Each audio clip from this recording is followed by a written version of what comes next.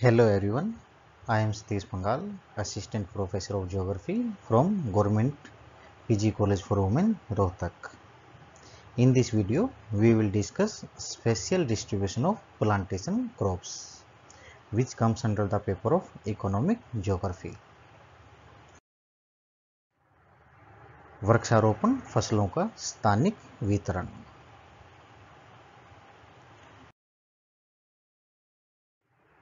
इस श्रेणी में हम सबसे पहले चाय फसल को लेते हैं। चाय चीन का मूल पौधा है, अर्थात यह पौधा मूल रूप से चीनी क्षेत्र में मिलता था, जिसको ब्रिटिशर द्वारा 1840 में भारत लाया गया। यह एक बागान फसल है जो उष्णकटिबंधीय एवं उप उष्णकटिबंधीय क्षेत्रों में उगाई जाती है। Climatic conditions, temperature. इसके विकास के लिए 20 डिग्री सेल्सियस से 30 डिग्री सेल्सियस तक के तापमान की आवश्यकता होती है, अर्थात यह गर्म और आर्द्र जलवायु में भली भांति उगता है। 35 डिग्री सेल्सियस से अधिक एवं 10 डिग्री सेल्सियस से कम तापमान चाय के पौधे के लिए हानिकारक होता है। वर्षा। चाय के पौधे के लिए वार्षिक वर्षा 150 से 300 सेंटीमीटर के बीच में होनी चाहिए। लंबे समय तक सूखा चाय की झाड़ियों के लिए हानिकारक होता है। अब बात करते हैं मिट्टी। भूमि की ढलान अधिक होनी चाहिए तथा पानी पौधे की जड़ों में स्थिर नहीं होना चाहिए। अगर भूमि की ढलान नहीं होगी तो चाय के पौधों में पानी की या चाय के पौधों की जड़ों में पानी रुकेगा, जिससे पौधा नष्ट हो जाएगा। चाय के पौधे के लिए मिट्टी जो है वो अम्लीय होनी चाहिए, जिसका पीएच मान 5.8 या 5.4 या उससे कम होना चाहिए, अर्थात मिट्टी एसिडिक हो, जहां चाय का पौधा अच्छी प्रकार से उगाया जा सकता है। ऊंचाई। मुख्य रूप से समुद्र तल से 600 से 1500 मीटर तक की ऊंचाई तक चाय का पौधा उगाया जाता है। छाया जलवायु की शर्तों में एक विशेष शर्त है। चाय का पौधा एक छाया पसंद पौधा है, अर्थात चाय के पौधे को छायादार पेड़ों के साथ में उगाया जाता है।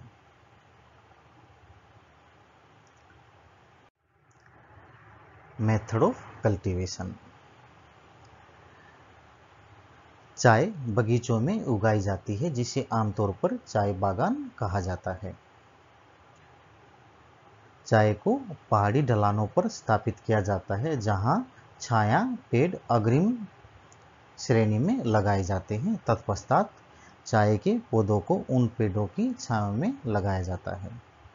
सबसे पहले बीज नर्सरी में उगाए जाते हैं तथा इसके बाद पौधों को बागानों में प्रत्यारोपित किया जाता है।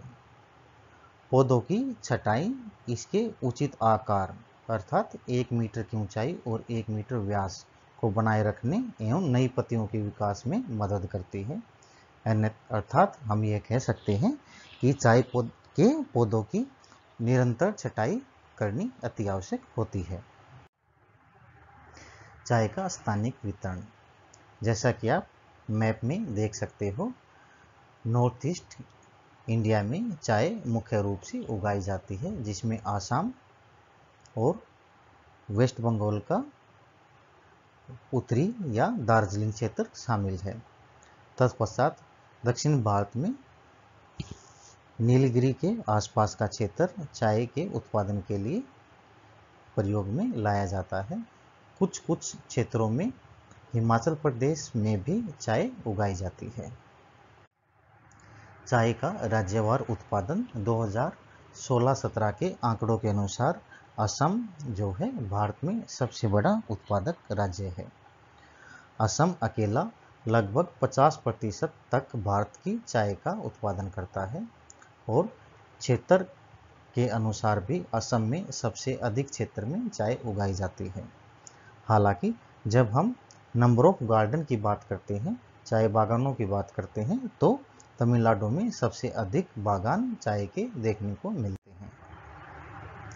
चाय का विश्व में स्थानिक वितरण, जैसा कि मैप में आप देख सकते हो, चाय चीन, भारत, इंडोनेशिया, तुर्की इत्यादि देशों में उगाई जाती है। संसार में चाय का देशवार उत्पादन 2016-17 के अनुसार चीन चाय का सबसे अग्रणी उत्पादक देश है। इसके पश्चात तुर्की और भारत का नंबर आता है। रबड़, रबड़ भी एक वृक्षारोपण फसल है। रबड़ एक उष्णकटिबंधीय पौधा है जिसे हेविया ब्राजीलिनेसिस के रूप में जाना जाता है। रबड़ ब्राजील का मूल पौधा है। भारत में पहला रबड़ वृक्षारोपण केरल की पहाड़ी ढलानों पर सन 1895 में किया गया था। यह एक उष्णकटिबंधीय पेड़ है जिसके लिए गर्म और आर्द्र जलवायु की आवश्यकता होती है। अन्य जलवायु शर्तें, तापमान, रबड़ के पौधे के लिए तापमान अधिक होना चाहिए एवं 25 से 35 डिग्री सेल्सियस के बीच का तापमान इसके सफल विकास के लिए इष्टतम तापमान है। वर्षा, रबड़ का पौधा 200 सेंटीमीटर से अधिक वर्षा वाले क्षेत्रों में उगता है। शुष्क मौसम और कम तापमान रबड़ के पौधे के लिए हानिकारक होता है। मिट्टी, भूमि की ढलान अच्छी होनी चाहिए। लोमी मिट्टी रबड़ के पेड़ के लिए या उसके विकास के लिए अच्छी स्थिति प्रदान करती है। समुद्र तल से 700 मीटर की ऊंचाई रबड़ के पौधे की प्राकृतिक सीमा तय करती है। रबड़ के पेड़ से वृक्षारोपण के बाद 5 से 7 साल बाद लेक्टस अर्थात रबड़ का उत्पादन शुरू हो जाता है। वृक्षारोपण के बाद और इसका निष्कर्षण, जैसा कि आप चित्र में देख सकते हो, रबड़ के पौधे पे कट लगाया जाता है जिससे जो लेक्टस है वो रिस कर किसी निश्चित बकेट में या एक बर्तन में इकट्ठा कर लिया जाता है। रबड़ का स्थानिक वितरण,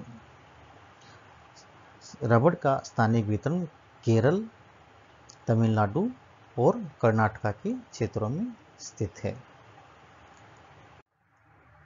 रबड़ का राज्यवार उत्पादन 2015-16 के आंकड़ों के अनुसार केरल भारत का लगभग 90% रबड़ का उत्पादन करता है।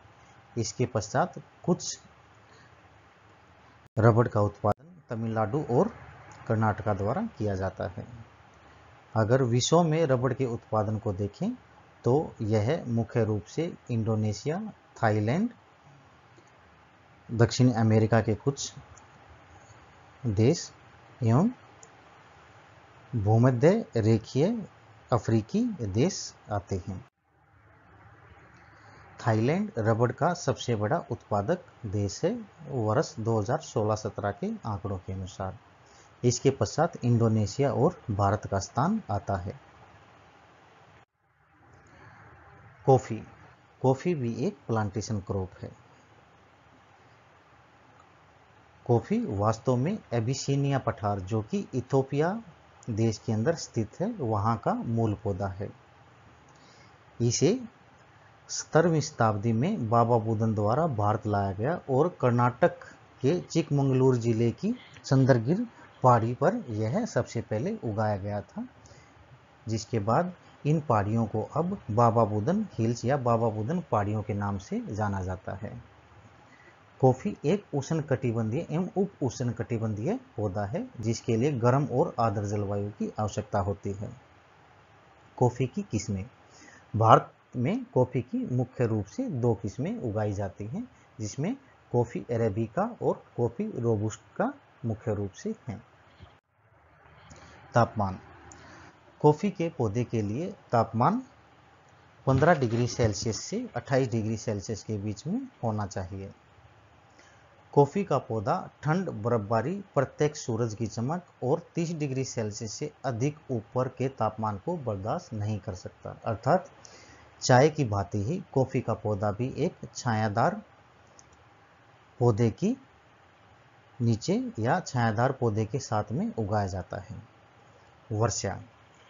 कॉफ़ी के पौधे के लिए वार्षिक वर्षा 150 सेंटीमीटर से 250 सेंटीमीटर होनी चाहिए। कॉफ़ी के बीजों के पकने के समय मौसम शुष्क होना चाहिए, अर्थात इसके बीजों के पकने के समय शुष्क मौसम की आवश्यकता होती है।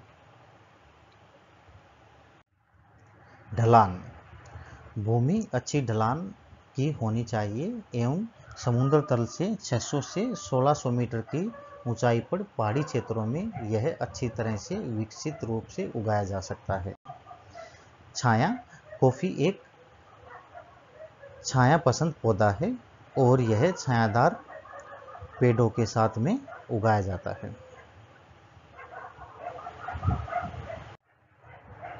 भारत में कॉफ़ी का स्थानिक वितरण।